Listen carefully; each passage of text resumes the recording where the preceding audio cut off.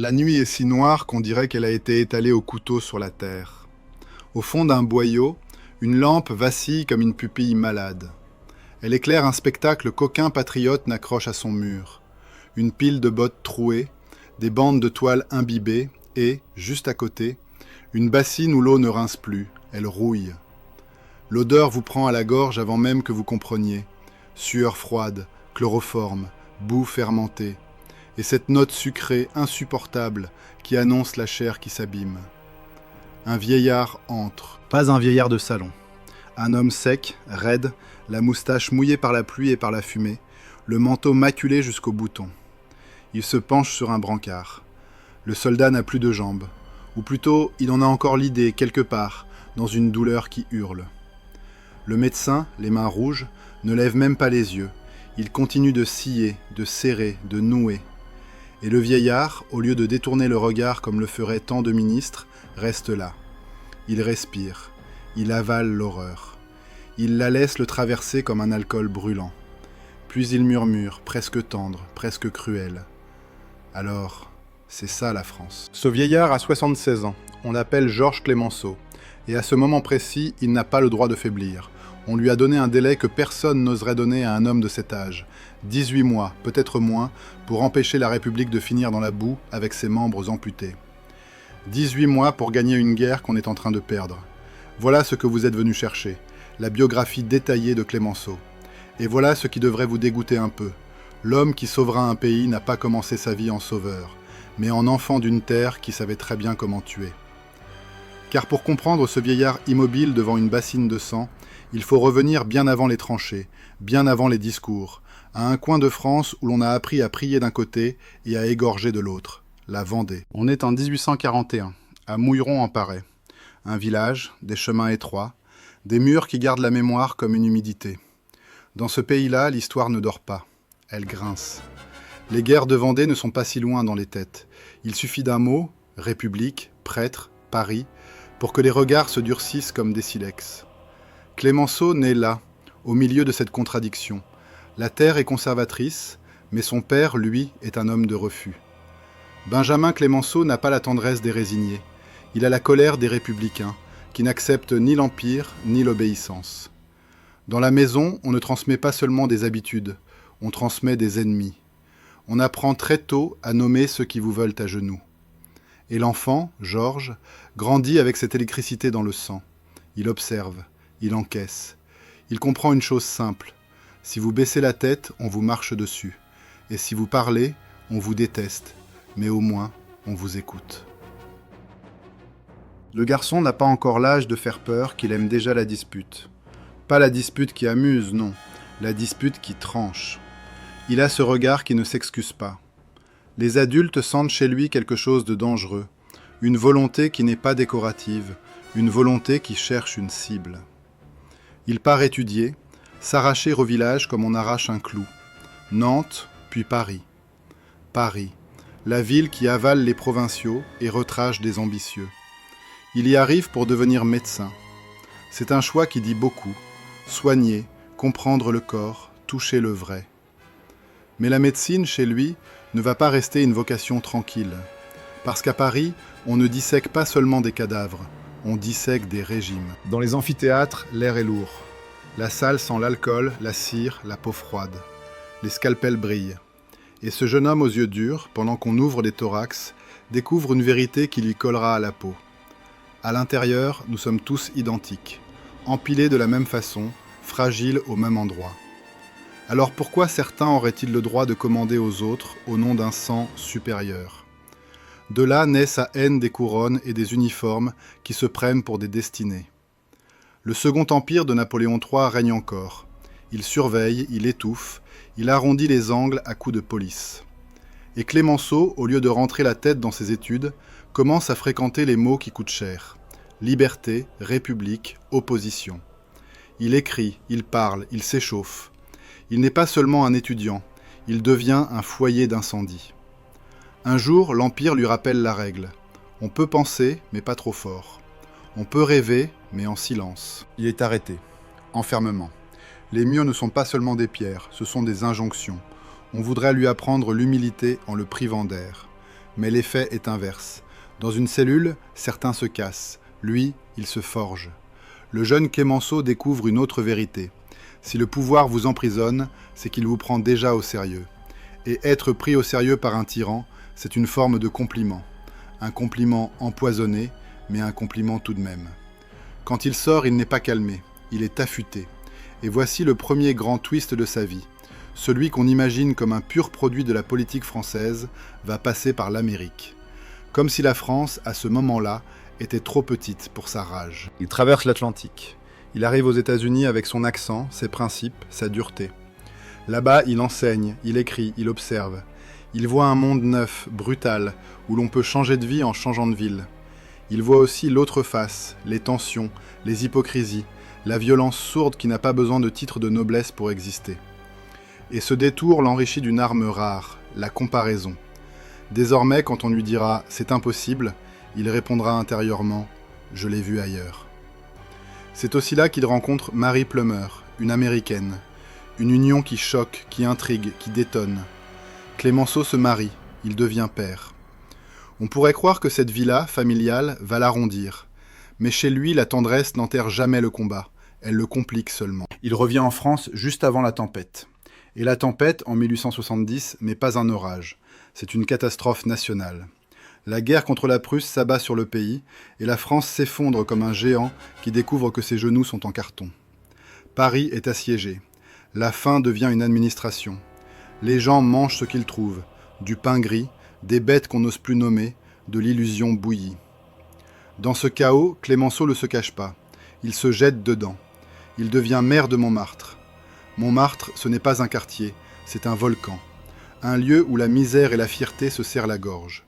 Là, il doit gérer l'impossible. Calmer des colères légitimes sans les trahir, parler au peuple sans lui mentir, empêcher les fusils de décider à sa place. Et puis vient la Commune. La Commune, c'est l'instant où la France se coupe en deux comme une plaie qui refuse de cicatriser.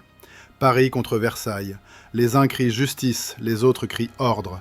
Et entre les cris, il y a les exécutions, les dénonciations, les incendies, les rues où l'on glisse sur autre chose que de la pluie.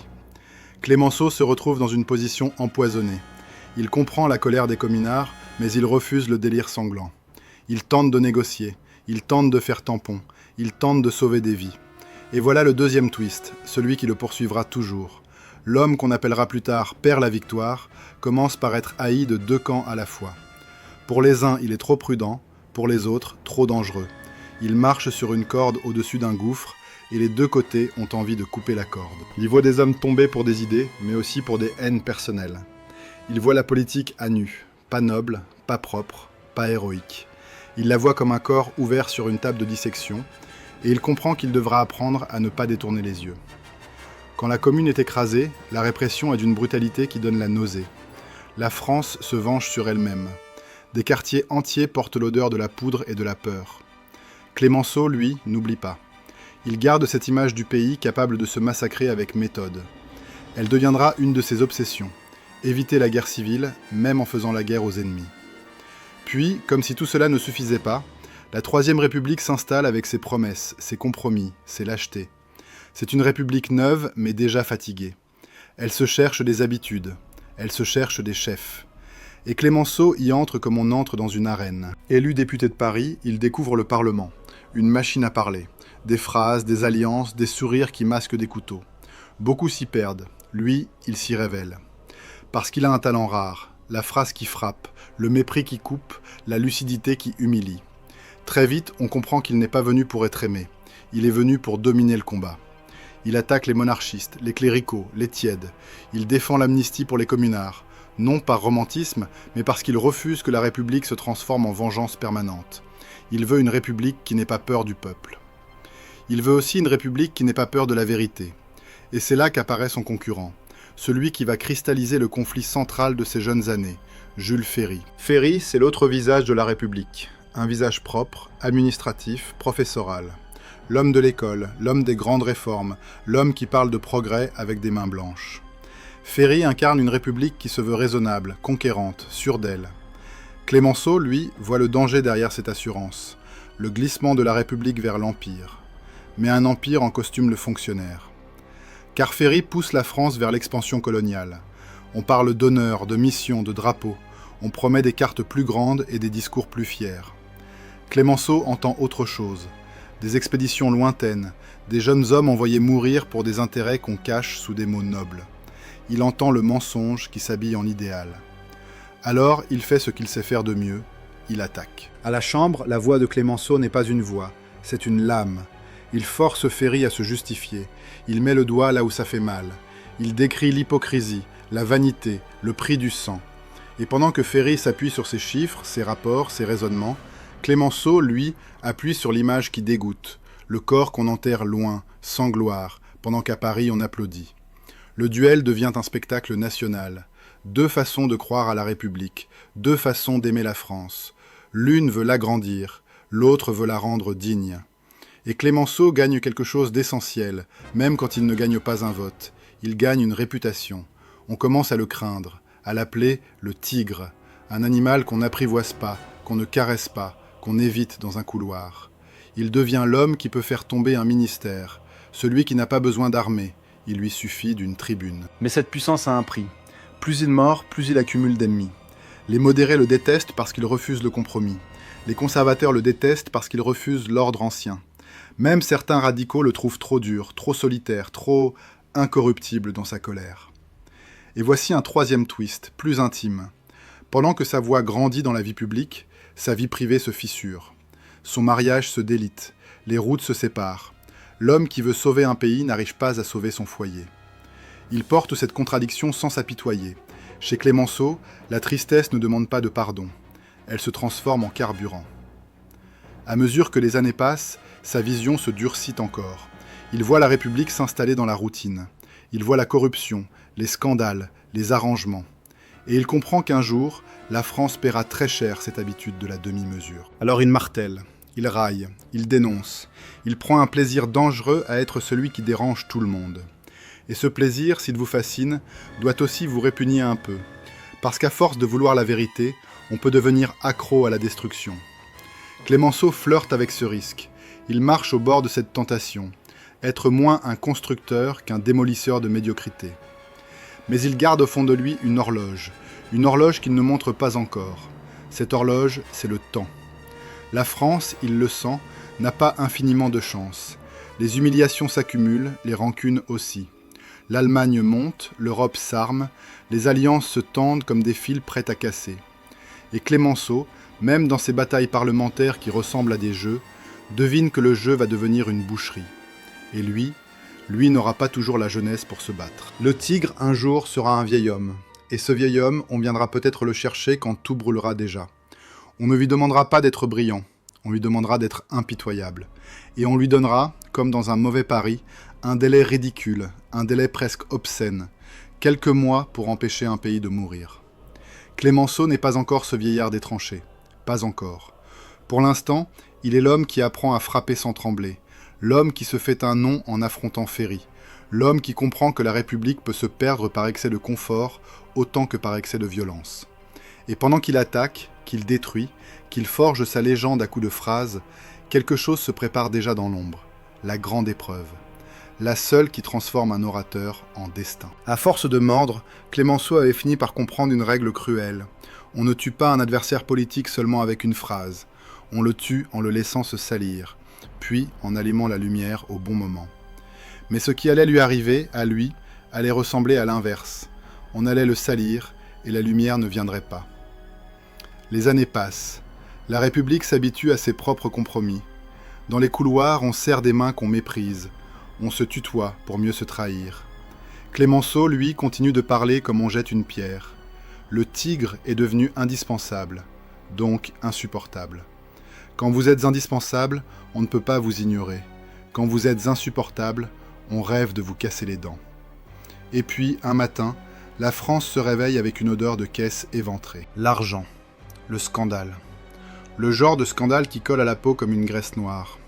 L'affaire de Panama éclate, un effondrement moral aussi bruyant qu'un immeuble qui s'écroule.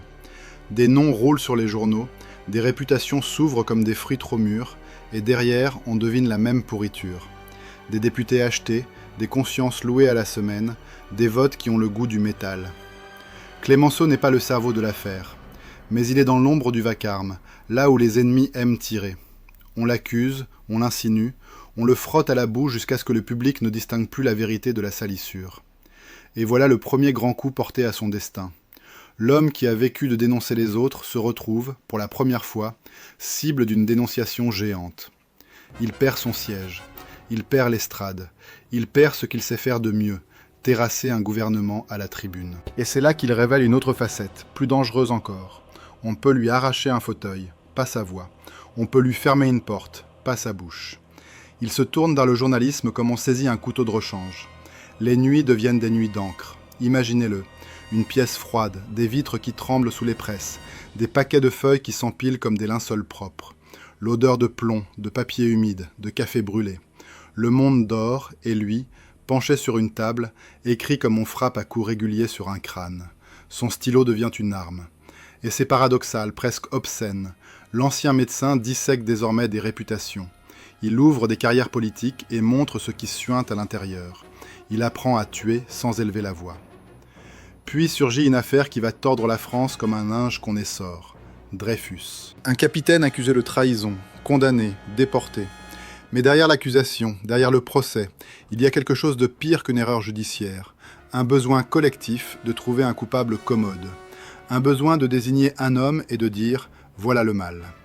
Et ce mal, dans la bouche de trop de gens, porte un mot qui donne envie de se laver la langue. Juif. Clémenceau plonge dans cette bataille non pas comme un sentimental, mais comme un homme qui reconnaît la mécanique de la haine. Il comprend que si l'on accepte le mensonge ici, tout devient possible demain. Il comprend aussi, avec une lucidité presque glaciale, que la République est en train de jouer son âme sur le dos d'un seul homme. Paris se divise. Les cafés deviennent des tranchées minuscules. On s'invective à la sortie des théâtres. Les journaux crachent du venin. Des foules hurlent. Des vitrines éclatent.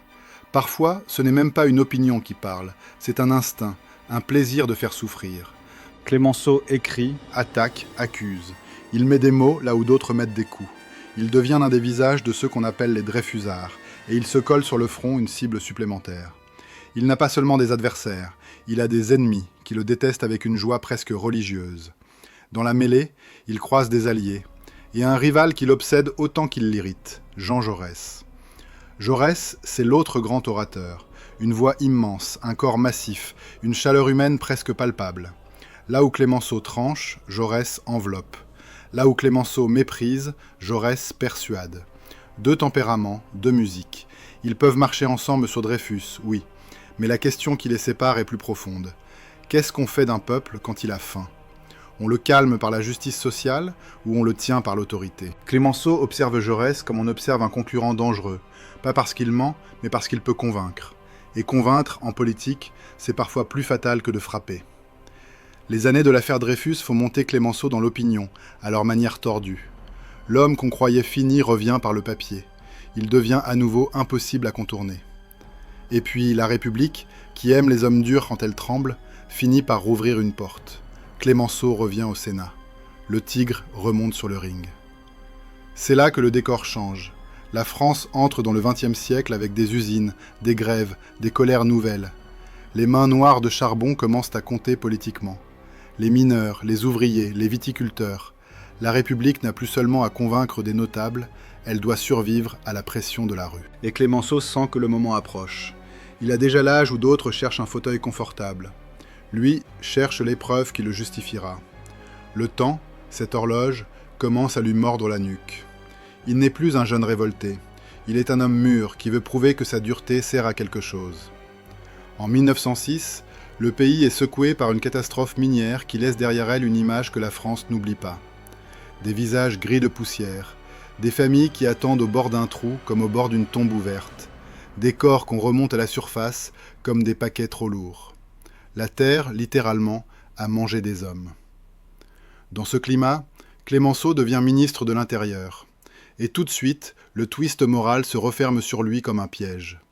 L'ancien défenseur des colères populaires devient l'homme chargé de les contenir. On peut presque entendre le rire de ses ennemis. Le voilà le tigre, maintenant qu'il porte les clés. Il n'a pas le temps de se justifier, pas le temps de se faire aimer. On lui demande d'agir. On lui demande de maintenir l'ordre dans un pays où l'ordre ressemble parfois à une insulte. Clémenceau agit à sa manière, sans poésie. Les grèves se multiplient, les manifestations s'étirent comme des serpents dans les rues. Les foules chantent, puis elles crient, puis elles frappent.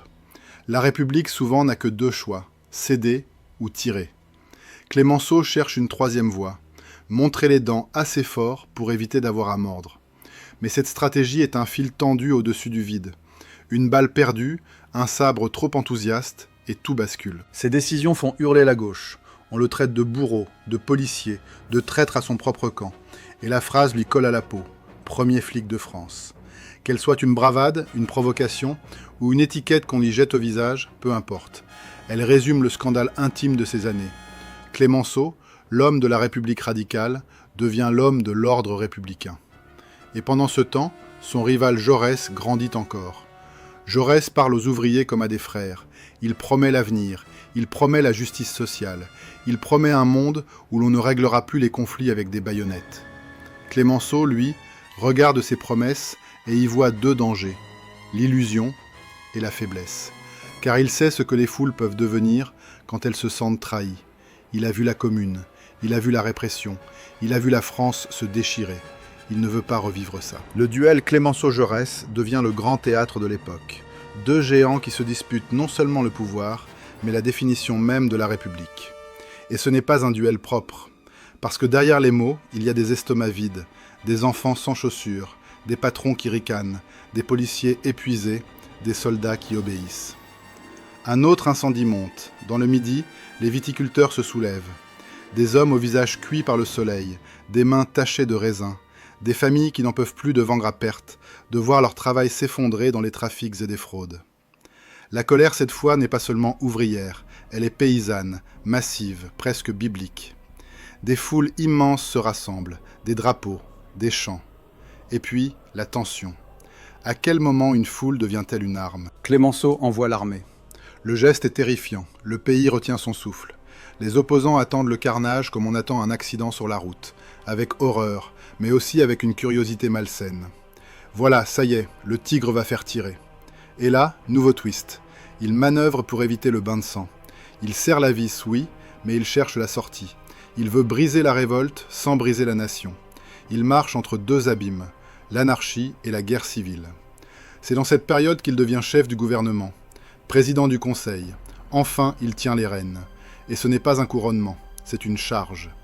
Le pouvoir, chez Clémenceau, n'a rien d'inconfort. Il a la couleur d'un combat au couteau. Il sait qu'à la première faiblesse, on le mangera. Il sait aussi qu'il n'a pas beaucoup de temps. Il n'est plus un homme du futur, il est un homme du présent immédiat. Chaque crise est un test, chaque journée peut être sa dernière au sommet. Il s'entoure, il frappe, il décide. Il modernise, il impose, il coupe court. Il n'est pas un rassembleur, il est un forceur. Et pourtant, plus il gouverne, plus le paradoxe le dévore. On lui reproche tout, de tous les côtés. Les conservateurs le voient encore comme un révolutionnaire. Les révolutionnaires le voient désormais comme un tyran. Les modérés le voient comme un danger permanent. Même ceux qui profitent de sa fermeté le craignent, parce qu'il pourrait un jour se retourner contre eux. Au même moment, l'Europe commence à grincer. Les nations s'arment, les alliances s'en mêlent, les journaux parlent d'honneur et de frontières avec une excitation inquiétante. Clémenceau écoute ces bruits comme un vétéran écoute le tonnerre. Il sait reconnaître la guerre avant qu'elle n'arrive. Et il voit déjà la France, un jour, à genoux dans une boue plus profonde que celle des débats parlementaires. Il regarde Jaurès, toujours plus puissant dans la gauche, toujours plus pacifiste, toujours plus convaincu que le peuple peut forcer l'histoire à être raisonnable. Clémenceau, lui, pense l'inverse. L'histoire n'est pas raisonnable, elle est vorace. Si vous lui tournez le dos, elle vous dévore. Le duel entre eux se charge d'une dimension presque tragique. Qui prépare la France au réel ? Celui qui promet d'éviter la violence ou celui qui dit qu'elle viendra de toute façon ? Et Clémenceau, dans son bureau, parfois tard, se retrouve face à cette horloge qu'il n'a jamais cessé d'entendre. Pas seulement l'horloge de la journée politique, l'autre, celle qui lui rappelle qu'il vieillit, que chaque victoire est plus coûteuse, que le corps, même chez un tigre, finit par réclamer sa dette. Puis arrive la chute. Ce n'est pas une exécution spectaculaire, c'est pire, c'est l'usure. Les adversaires se liguent, les scandales reviennent comme des mouches, les rancunes s'additionnent. Un gouvernement, en République, ne tombe pas toujours parce qu'il est mauvais. Il tombe parce qu'on a enfin trouvé le bon angle pour le pousser. Clémenceau quitte le pouvoir. Et l'effet est presque irréel. L'homme qui semblait fait pour tenir la barre est renvoyé sur le quai. Le tigre, une nouvelle fois, se retrouve dehors. Mais cette fois, ce dehors n'est pas un exil tranquille. C'est une antichambre, une attente lourde. Parce que l'Europe, elle, ne ralentit pas. Elle accélère vers l'inévitable. Clémenceau reprend la plume, reprend les combats. Mais quelque chose a changé. Ce n'est plus seulement la République qu'il défend, c'est la survie même du pays qu'il pressent menacé. Il a un sentiment qui le rend presque dangereux, celui d'être un homme qu'on n'a pas voulu écouter à temps. Et pendant que la France s'endort dans ses querelles, il sent, comme on sent une fièvre monter, qu'un jour on viendra le chercher, non pas pour parler, pour sauver, ou pour être le dernier clou d'un cercueil. Parce que l'horloge, désormais, ne fait plus tic-tac, elle martèle. Et si la guerre arrive, si la France vacille, si la panique prend le pouvoir, alors il ne restera plus qu'une poignée de mois, peut-être, pour empêcher la République de finir comme ces corps qu'on remonte de la mine, gris, muets, définitivement vaincus. Novembre 1917. Paris a beau faire semblant, la ville n'a plus le cœur à ses propres lumières. Les cafés sont pleins, oui, mais d'un murmure tendu, comme si chaque rire était une façon de se prouver qu'on respire encore. Dans les gares, les quais sentent la laine mouillée, l'urine froide et la soupe trop claire. Les affiches appellent au courage avec des couleurs qui s'écaillent. Et sur les murs, derrière les proclamations, on distingue une autre vérité. La fatigue colle au pays comme une seconde peau. La France est épuisée. Pas fatiguée au sens poli, épuisée comme un corps qui a trop perdu de sang et qui continue pourtant à marcher. Les offensives ont mangé des générations. Les mutineries ont fait trembler l'armée. Les familles apprennent à pleurer en silence parce qu'à force de pleurer, on n'a plus de larmes. Et l'ennemi, lui, ne s'arrête pas. Il observe, il calcule, il attend le moment où la France lâchera. Au Parlement, les mots paix et négociation commencent à circuler avec un parfum de tentation. On ne les dit pas toujours à voix haute, on les glisse, on les laisse tomber, comme une pièce au fond d'une poche. On parle de raison, de réalisme. On prononce le nom de ceux qui voudraient conclure maintenant, avant que tout s'écroule. Et parmi eux, un homme concentre la haine et la fascination. Joseph Caillaux. Caillaux, c'est l'élégance de l'arrière, le cerveau comptable, le politicien qui croit encore que l'histoire se règle comme un dossier. Il a du verbe, des réseaux, des complices. Il incarne l'autre solution. Arrêter l'hémorragie, même si cela signifie céder. Beaucoup n'osent pas l'admirer, mais beaucoup le comprennent. Et comprendre, en temps de désespoir, c'est déjà un début de trahison. Face à cette tentation, on cherche un antidote. On ne cherche pas un diplomate. On ne cherche pas un rentemi rassembleur. On cherche un homme qui dise non, avec la violence d'un coup de poing sur une table. C'est là que la République commet son pari le plus étrange. Elle va chercher un vieillard. Georges Clémenceau entre au pouvoir comme on jette une allumette sur une flaque d'essence. 76 ans, le corps sec, les yeux qui ne s'excusent pas. Et autour de lui, dès la première minute, un tic-tac invisible. Il n'a pas le temps. Il n'en a plus. Parce que l'horloge n'est pas seulement celle des débats, c'est celle de la guerre. Les services de renseignement, les rumeurs, les cartes, tout indique une chose. L'Allemagne prépare une grande attaque pour le printemps. Si la France craque avant l'arrivée massive des Américains, c'est fini. Les Alliés le savent, les ennemis le savent, et Clémenceau le sait mieux que personne. Il a à peine quelques mois pour faire tenir un pays qui s'effrite, quelques mois pour transformer une lassitude nationale en obstination, quelques mois pour empêcher Caillaux et ses semblables de vendre la fin de la guerre comme un retour au bon sens. Quand Clémenceau se présente devant la Chambre, il ne fait pas un discours, il pose une réalité. Sa voix est sèche, pas d'emphase, pas de musique. Il ne promet pas des miracles, il promet une chose, brutale, presque obscène de simplicité. Continuez. Je fais la guerre. Cette phrase n'est pas une formule, c'est un mode d'emploi. Elle annonce ce qu'il va imposer. Une politique qui ressemble à une tranchée. Pas de confort, pas d'échappatoire, pas de beauté. Et tout de suite, il prend une décision qui choque les salons et rassure ceux qui ont de la boue sous les ongles. Il va au front. On ne peut pas comprendre Clémenceau sans l'imaginer dans ce décor-là. Des routes écrasées sous la pluie, des arbres coupés, des moignons noirs comme des doigts brûlés, des abris qui suintent, des hommes au visage jaunâtre, des yeux trop grands, comme si la peur avait agrandi leurs orbites. Et ce vieil homme qui marche, qui s'approche, qui regarde. Les officiers voudraient lui montrer de beaux secteurs. Il refuse. Il veut les plaies, pas les pansements propres. Il veut voir ce qu'on cache. Il veut sentir ce que la nation inflige à ses fils. Dans un boyau, il s'arrête devant un groupe de soldats. Ils le fixent, mi-curieux, mi-méfiant. Ils ont vu défiler des généraux, des décorations, des promesses. Les promesses, ici, pourrissent vite. Clémenceau ne fait pas le père. Il ne joue pas l'ami. Il les regarde comme un juge qui n'a pas besoin de robe. Et pourtant, ce qu'ils perçoivent, ce n'est pas de la compassion facile. C'est plus rare, le respect. Un respect rugueux, sans caresse.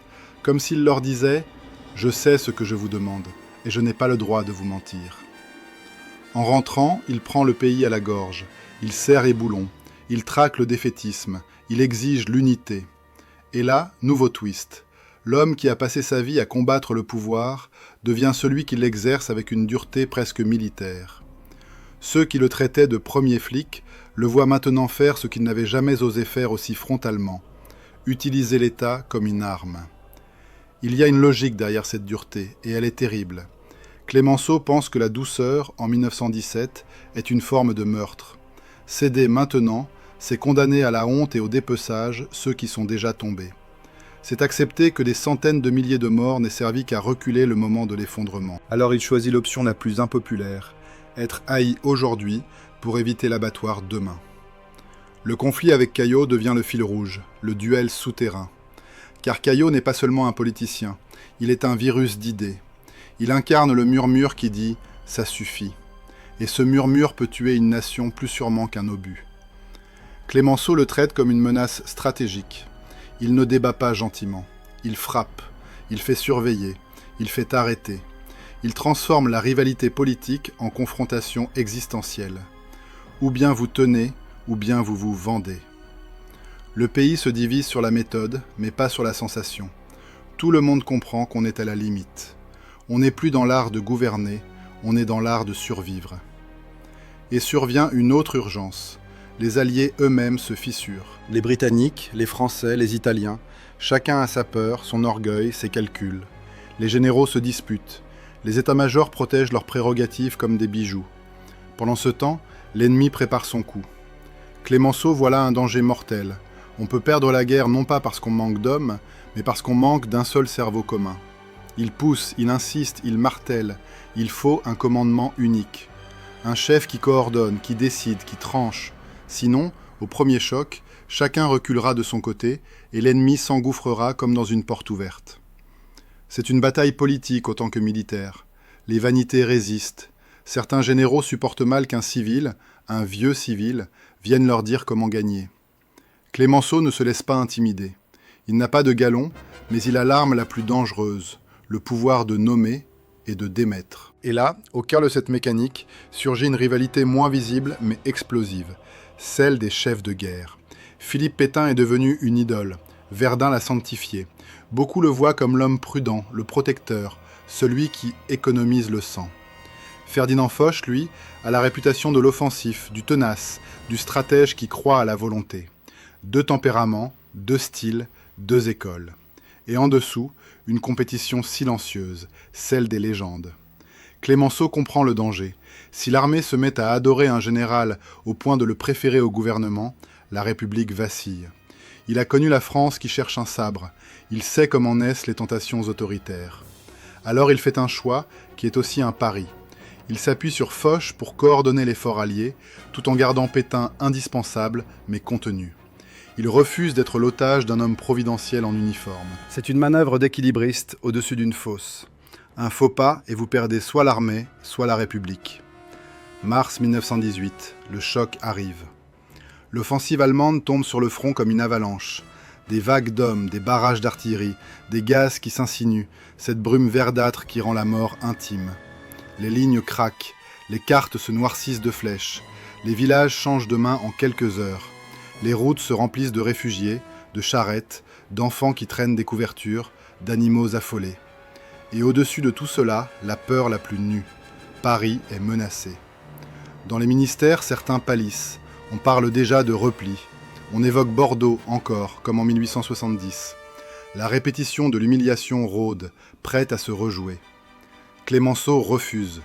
Il ne refuse pas avec des grands mots, il refuse avec son corps. Il ne se cache pas. Il multiplie les visites, les réunions, les coups de téléphone, les ordres. Il fait comprendre à tous que la panique est un crime. Ce printemps-là, son délai se réduit à une poignée de semaines. Chaque journée gagnée est un miracle arraché. Chaque journée perdue peut être le début de la fin. Et le plus cruel, c'est que la guerre ne lui laisse aucun espace pour être humain. Il doit être efficace, il doit être dur, il doit parfois avaler des décisions qui lui donnent intérieurement la nausée. Car tenir, cela signifie encore envoyer des hommes, cela signifie encore des trains de blessés, des wagons qui sentent le sang sécher, des gares où les infirmières apprennent à ne plus regarder les yeux. Le pays s'accroche. Les Alliés, sous la pression, finissent par coordonner mieux. Les Américains arrivent en nombre croissant, jeunes, frais, parfois naïfs, mais réels. L'horizon, lentement, cesse de reculer. Puis la marée tourne. L'été 1918 voit les contre-offensives. Le front n'est plus seulement un mur qui plie, il devient une masse qui repousse. Les villages repris sont des squelettes. Les champs sont des cimetières invisibles. La victoire, quand elle revient, n'a rien de triomphal.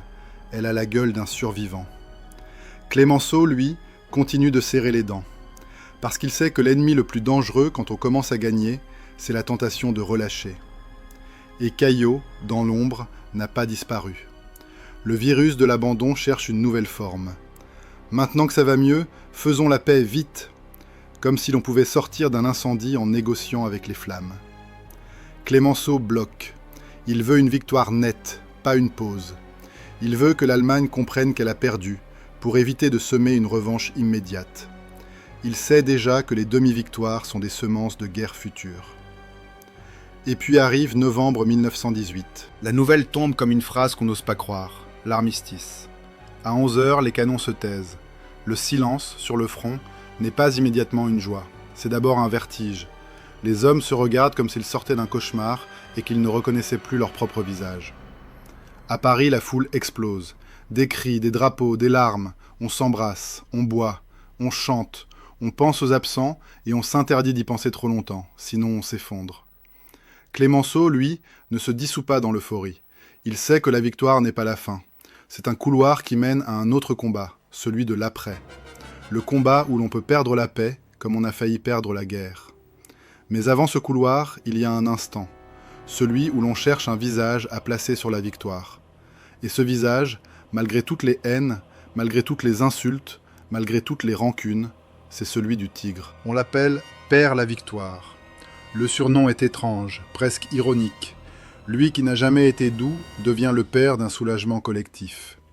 Mais c'est peut-être cela, justement, qui fascine et qui dérange.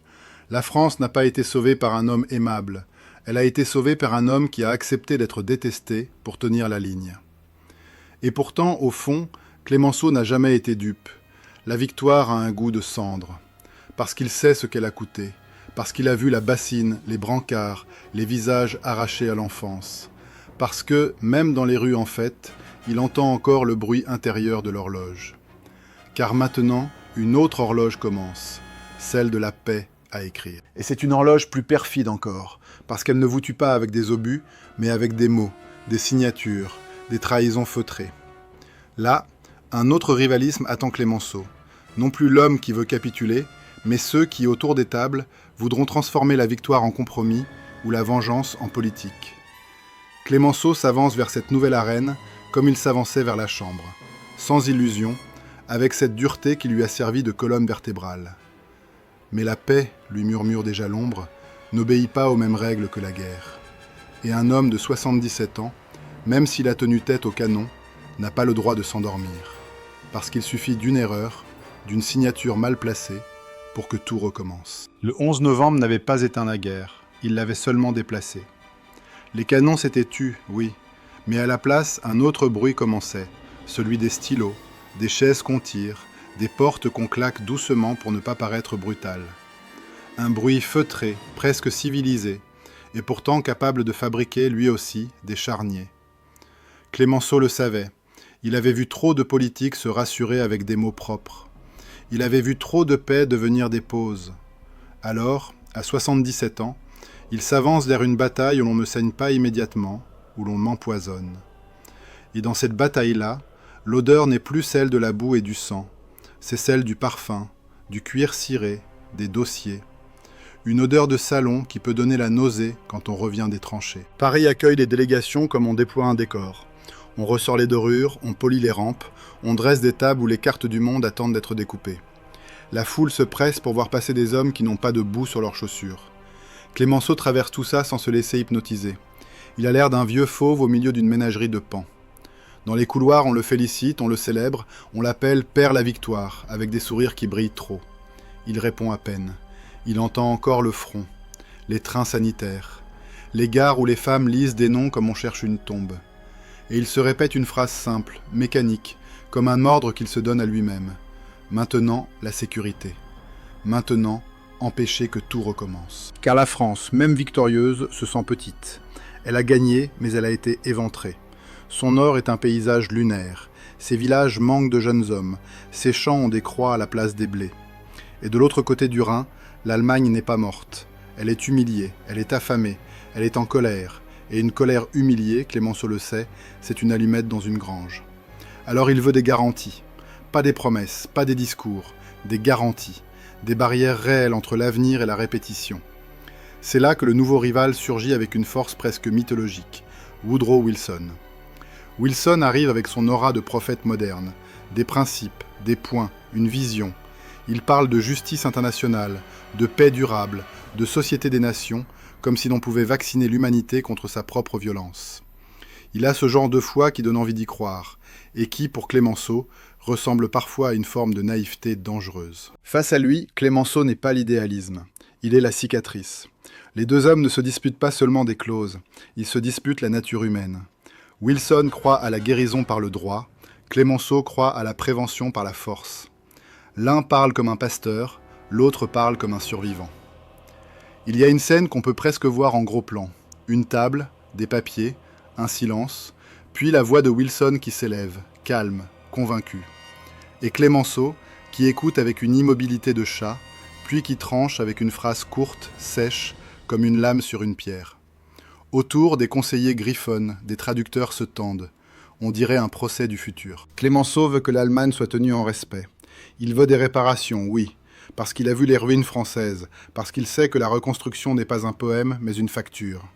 Il veut des mécanismes de contrôle, des occupations, des garanties territoriales, tout ce qui peut rendre l'attaque suivante plus difficile. Wilson, lui, craint que trop de dureté ne fabrique précisément l'attaque suivante. Et au milieu, un troisième joueur sourit avec prudence, David Lloyd George. Il pèse, il ajuste, il négocie, il se glisse entre les deux comme un homme qui sait que l'histoire se gagne aussi en ayant l'air de rien. Clémenceau le respecte et le soupçonne. Parce que le soupçon chez lui n'est pas un défaut, c'est un réflexe de survie. Les réunions s'étirent, les nuits deviennent longues. Clémenceau vieillit encore, jour après jour, mais il refuse de le montrer. Il a l'impression que s'il s'assoit trop longtemps, son corps va se rappeler qu'il a 77 ans. Alors il tient debout, il mord, il insiste, il revient à la charge. Il fait de la paix comme il faisait la guerre, en refusant de reculer. Et pourtant, même pour un tigre, il y a une limite. Il la sent. La fatigue devient une ombre qui le suit partout. Son délai personnel, celui dont personne ne parle à voix haute, devient plus étroit. Quelques mois, pas plus, pour verrouiller l'après-guerre avant que la politique intérieure ne lui arrache les mains du volant. Parce qu'en France, déjà, les loups tournent. La victoire n'a pas rendu les partis plus gentils. Elle a juste changé leur prétexte. On critique Clémenceau, on l'accuse d'autoritarisme, on lui reproche d'avoir trop contrôlé, trop surveillé, trop serré. Les mêmes qu'il avait supplié de tenir se mettent à lui demander des comptes, comme si l'on pouvait sortir d'un incendie sans sentir la fumée.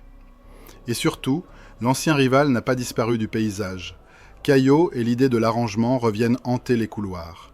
Ce n'est plus capituler, c'est apaiser. Ce n'est plus abandonner, c'est reconstruire sans humilier. Les mots changent, la tentation reste. Réduire la victoire à un compromis confortable. Clémenceau comprend qu'il est coincé entre deux gouffres. S'il est trop dur, il prépare la rancune. S'il est trop tendre, il prépare la répétition. Et il doit choisir. Et quoi qu'il choisisse, une partie de l'histoire le maudira. Le traité prend forme. Des articles, des chiffres, des frontières, des conditions. Et puis vient le grand théâtre, la Galerie des Glaces, à Versailles. Un lieu d'apparat presque indécent, avec ses reflets, ses lustres, ses miroirs qui multiplient les silhouettes, comme si l'ego devait être décuplé lui aussi. Clémenceau avance dans cette galerie comme un homme qui marche sur un sol couvert de fantômes. Il pense à 1871, à l'humiliation passée. Il pense à 1914, à l'invasion. Il pense aux brancards. Il pense à ceux qui ne signeront jamais rien parce qu'ils n'ont plus de main. Quand la plume gratte le papier, le son est minuscule. Mais il a le poids d'un siècle. Clémenceau signe. Il sait qu'il a arraché certaines garanties. Il sait aussi qu'il n'a pas obtenu tout ce qu'il voulait. Et dans ce mélange, il y a un goût amer qui ne part pas. La sensation d'avoir fait le maximum dans un monde où le maximum n'est jamais assez. Et à peine le traité signé, comme si l'histoire voulait lui rappeler que la violence ne disparaît pas, elle change seulement de costume, un autre coup surgit, brutal, sale, intime. Le 19 février 1919, Clémenceau est visé. Imaginez la scène, une voiture, un trajet banal, un Paris qui reprend ses habitudes, et soudain, le claquement sec. Pas un bruit de champagne, un bruit de guerre, des coups de feu, proches, crachés à hauteur d'homme. La vitre éclate, l'air se déchire, et le corps du vieux tigre encaisse. Une balle le touche, le sang apparaît. Pas celui des autres, pas celui qu'il a vu couler 1000 fois en pensée, le sien. Et pendant un instant, ce n'est plus le chef de gouvernement. C'est un vieil homme de 77 ans que la mort vient frôler, comme pour lui dire « Tu crois que tu contrôles tout ?» On le transporte. Les médecins s'affairent. On cherche la balle. Elle n'est pas loin, trop près du cœur pour qu'on la retire sans risquer le pire.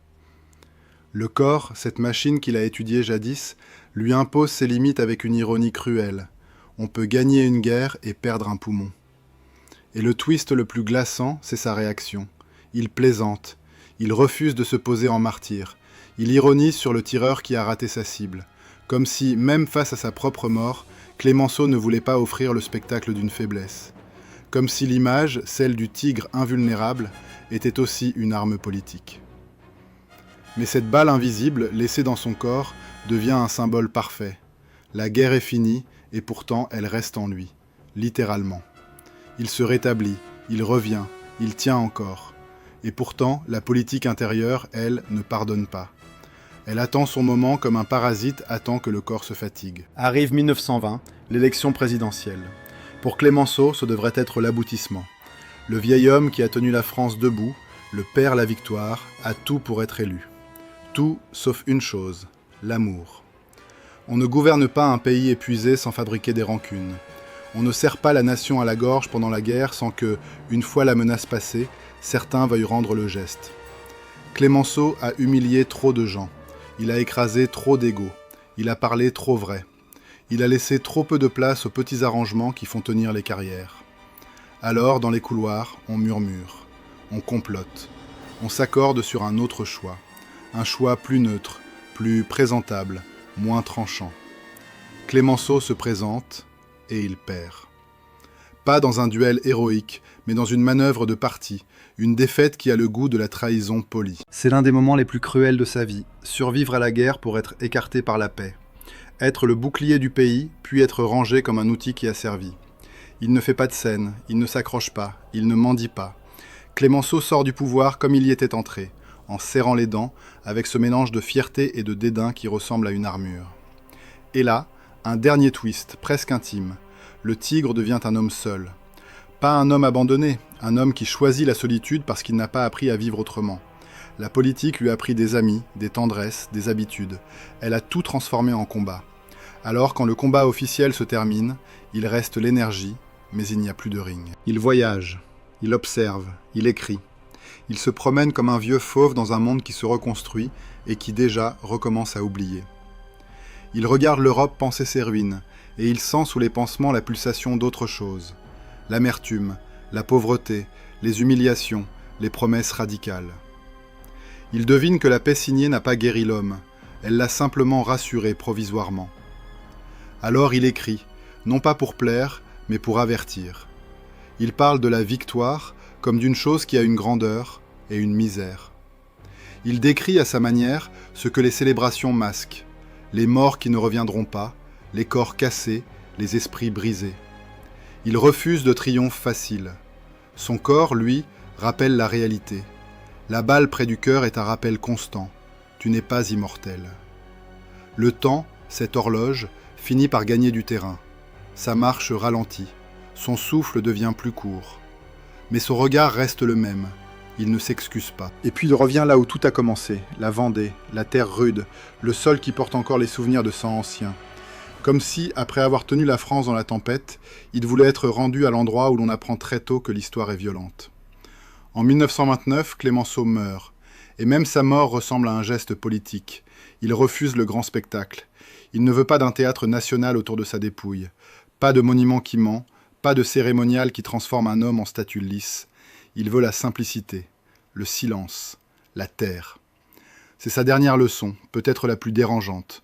Il ne veut pas être un mythe confortable. Il veut rester un homme, avec ses duretés, ses contradictions, ses blessures. Son héritage, lui, reste comme une question ouverte. Pour certains, il est le sauveur, celui qui a empêché la France de tomber en 1917, celui qui a rendu la victoire possible en exigeant l'impossible. Pour d'autres, il est l'incarnation d'une dureté qui a laissé des cicatrices.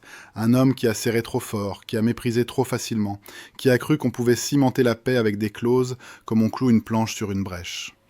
Mais ce qui demeure, au-delà des jugements, c'est une image, celle d'un vieillard debout au bord de la boue, refusant de détourner les yeux.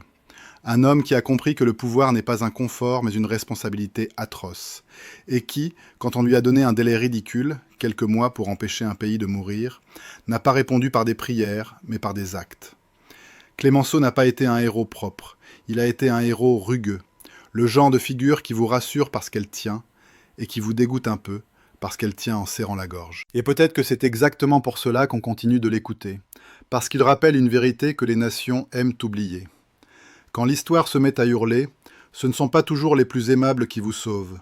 Ce sont ceux qui acceptent d'être détestés pour que les autres puissent, un jour, respirer.